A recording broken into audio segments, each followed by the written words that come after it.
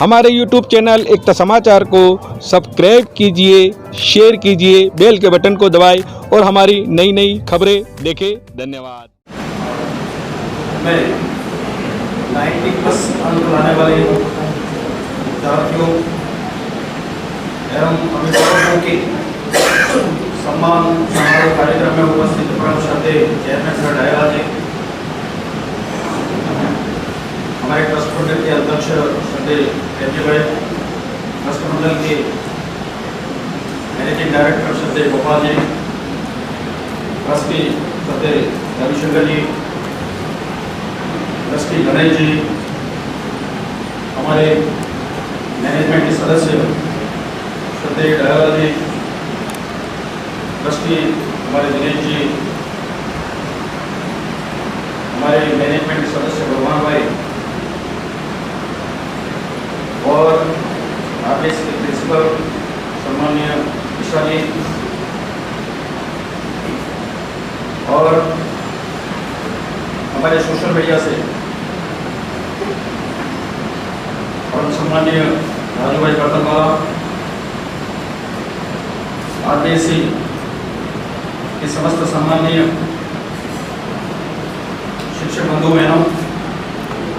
Hostel के हमारे प्रभारी बंधुओं, 90+ अंक लाने वाले हमारे प्रिय सजग बालक बालिकाओं और सम्माननीय समस्त अभिभावक बंधु बहनों, आप सभी का विद्यानगर मैनेजमेंट की ओर से, इस परिवार की ओर से बहुत बहुत स्वागत करता हूँ, अभिनंदन करता हूँ। साथ ही 90+ अंक लाने वाले समस्त बालक बालिकाओं एवं उनके साथ पधारे हुए समस्त अभिभावक बंधु बहनों का मैं हृदय से हार्दिक बधाई देता हूँ कि आप सबने 90+ अंक प्राप्त कर आपने विद्यानगर का नाम रोशन किया, साथ ही अपने माता पिता के अभिभावकों की अपेक्षा में भी आप सब खड़े उतरे, उसके लिए भी आप सबको पुनश्च बधाई। साथ ही हमारे इस आरबीएससी के प्रिंसिपल सर एवं इस सेकेंडरी बोर्ड में अध्यापन करा रहे समस्त शिक्षक बंधु बहनों द्वारा एक निश्चित समय चक्र को पूर्ण करते हुए, कड़ी मेहनत करते हुए, अपना 100% देते हुए यह जो परीक्षा परिणाम दिया है, निश्चित रूप से आप सभी का भी विद्यानगर मैनेजमेंट की ओर से हम धन्यवाद और बधाई अर्पित करते हैं। विशेषकर मेरा ऐसा कहना है कि इस 10th बोर्ड में कुछ बालक बालिकाएं जो सीबीएसई से भी ट्रांसफर हुए थे, कुछ संख्या 9th में आती है, कुछ बीच में आती है, परंतु ज्यादातर बालिका बालिकाएं एडमिशन हमारे यहाँ 6ठी से लेते, तो 6ठी से लगाकर अभी तक हमारे मैनेजमेंट का इसके साथ साथ जो प्रयास रहता है, जो समर्पण रहता है, जो त्याग रहता है, वह भी निश्चित रूप से बहुत ही उम्दा होता है कि बारीक से बारीक हर क्षेत्र में, चाहे वो शैक्षणिक क्षेत्र हो, चाहे इंफ्रास्ट्रक्चर क्षेत्र हो, चाहे कोई भी क्षेत्र हो, उसकी पूर्ति तत्काल करते हुए हमारे बालक बालिकाओं का 1% भी कहीं नुकसान नहीं होता। ये भी एक बहुत बड़ा कारण है जो विद्यानगर के परीक्षा परिणाम को बहुत कुछ बढ़ाता है। विशेषकर जैसे मैंने कहा कि हम बालक बालिकाओं को इस लंबे समय से शैक्षणिक क्षेत्र, यहाँ तक कि खेल जगत में भी हमारा इतना बड़ा रोल होते हुए भी हम इनको प्रत्येक को गेम से जोड़ते हैं। यहाँ तक कि राज्य स्तरीय तक भी बहुत सारे बालक बालिकाएं हमारे पहुंचते हैं और हम उनको मौका देते हैं। तीसरी बात कि विशेषकर हम संस्कारों का संप्रेषण करते हैं बालक, यानी कि बालक बालिका के सर्वांगीण विकास का प्रयास हम लंबे समय से करते हुए आ रहे हैं और एक पूर्ण नागरिक, पूर्ण इंसान बनाने का प्रयास हम हमेशा करते हैं और उसमें हम 100% सफल हैं। परंतु होता है कि 10वीं में जैसे ही हमारे अच्छे प्रयास से बालक बहुत अच्छा प्रतिशत लाते हैं, इनका सर्वांगीण विकास होता है, परंतु इसके बाद ज्यादातर बालक बालिकाएं यहां से पलायन करते हैं। वो विभिन्न तैयारियों में चले जाते हैं, या तो कोटा चला जाते हैं, सीकर चले जाते हैं, जयपुर, उदयपुर, जहां भी चले जाते हैं, तैयार हम करते हैं और उसका लाभ दूसरे लेते हैं। खैर मैं उस डिटेल में नहीं जाता हूं, परंतु यह विश्वास के साथ मैं कह रहा हूं कि पहले वो समय था जब हमारे पास अच्छी फैकल्टी नहीं थी, अच्छा इंफ्रास्ट्रक्चर नहीं था, अच्छा वातावरण तो शुरू से है, परंतु आज की तारीख में मैं दावे से कह सकता हूं कि विद्यानगर शैक्षणिक क्षेत्र में वो हब बना हुआ है कि यहां बेस्ट से बेस्ट फैकल्टी इस क्षेत्र की हम रखते हैं, साथ ही बहुत अच्छा इंफ्रास्ट्रक्चर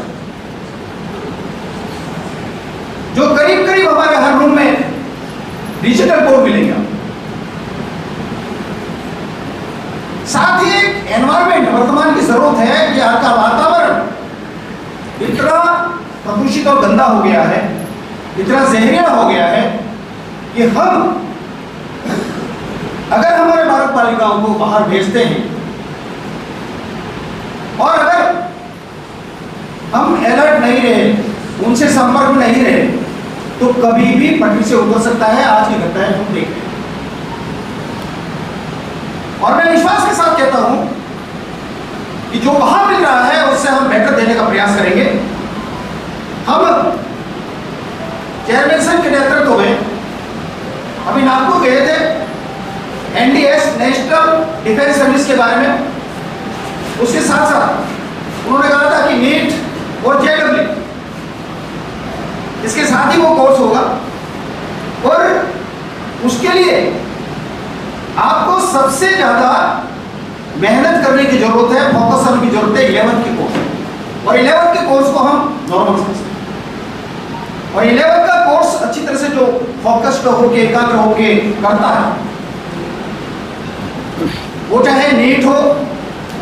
चाहे वो JEE हो, चाहे नेशनल डिफेंस सर्विस हो,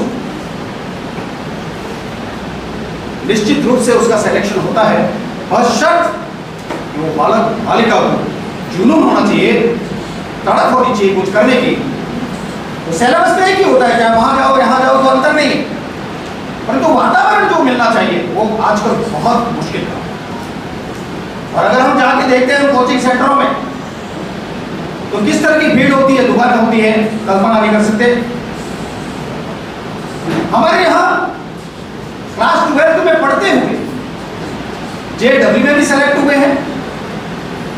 साथ ही नीट में भी सेलेक्ट हुए, डॉक्टर बने, पढ़ते हुए। तो अभी तो हम काफी अच्छी स्थिति में हैं, अभी हमारे पास बेस्ट से बेस्ट फैकल्टी है, तो आप हम पे विश्वास कीजिए और हम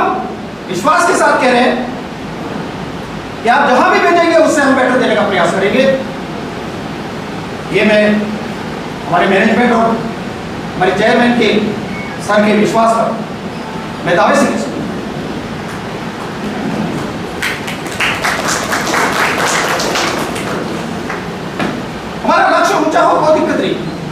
लक्ष्य ऊंचा होना चाहिए, हमेशा ऊंचा होना चाहिए।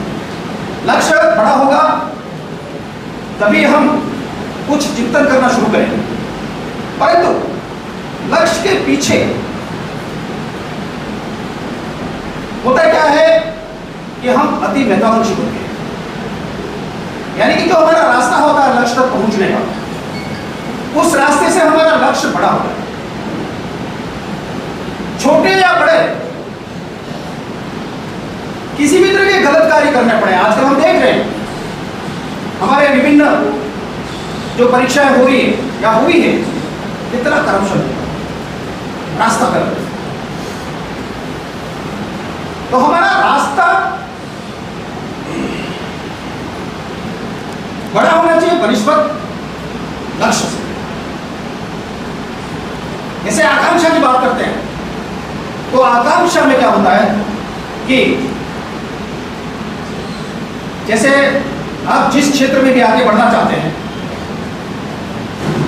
उस क्षेत्र में आपकी क्षमताएं, आपकी उत्कृष्टता, आपके नैतिक मूल्य, इन सबको पोषित करते हुए हम लक्ष्य की ओर आगे, और इनको पोषित करते हुए जब हम लक्ष्य की ओर आगे बढ़ते हैं तो हमें निश्चित रूप से वो लक्ष्य हमेशा प्राप्त होता है। और जीवन में जिसके लिए हम कर रहे हैं, जिस सुख के लिए कर रहे हैं, जिस शांति के लिए कर रहे हैं, उसको निश्चित रूप से हम पाते हैं। रास्ता गलत होता है, हम देख रहे हैं, इतिहास उठा के देखें क्या परिणाम। तो मेरे कहने का मतलब, मैंने पूर्व में भी कहा था कि हमारा सबसे बड़ा लक्ष्य होना चाहिए कि हम एक अच्छे इंसान कैसे बने। और अच्छा इंसान जब बन जाता है तो वो किसी भी क्षेत्र में ऊंचाइयों को छू सकता है, क्योंकि वह अंतःकरण की आत्मा की आवाज से चलता है, वह गलत नहीं करता है। और ऐसे लोगों को हमेशा प्रकृति साथ देती है, परमात्मा साथ। तो मेरा पुनश्च ये कहना है कि जैसे मैंने कहा कि विद्यालय का फल बनने का, आपका बालक बालिका जैसे ही यहाँ 12th करेगा,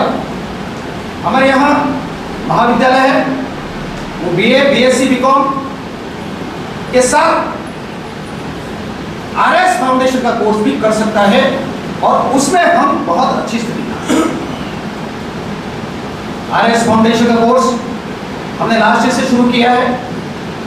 और इस साल भी हम बहुत जल्दी इसको प्रारंभ करने जा रहे हैं। एडमिशन हमारे पास आ रहे हैं, हम बहुत जल्दी एक सेमिनार आयोजित करेंगे और उसके एडमिशन भी शुरू हो गए हैं। अगर कोई इसमें भी आपके परिवार से कोई 12th निकला हुआ बालक बालिका है तो वो हमसे जुड़ सकता है। तो मेरा निवेदन ये है कि आपके बालक बालिका को, ऐसा नहीं है कि हमारे यहाँ रोल की कमी है, आप जानकारी कर सकते हैं कि रोल में कम से कम इस साल भी 200 से 400 बालक बालिकाएं वापस भेजे हम लेने की स्थिति में नहीं है। रोड फुल है, कोई कमरा खाली नहीं। यानी कि फिर भी हम हर तरह की व्यवस्था करेंगे। हमारे चेयरमैन साहब ने कहा कि हमारे रिजल्ट अच्छे आ रहे हैं सर, तो क्या स्थिति बनेगी। तो उन्होंने कहा कि लो आप तो कुछ भी करें। तो आप हम पे विश्वास करें तो हम निश्चित रूप से आपके विश्वास में पूरा खरा उतरने का प्रयास करेंगे। इसी विश्वास के साथ पुनश्च आप सभी को हार्दिक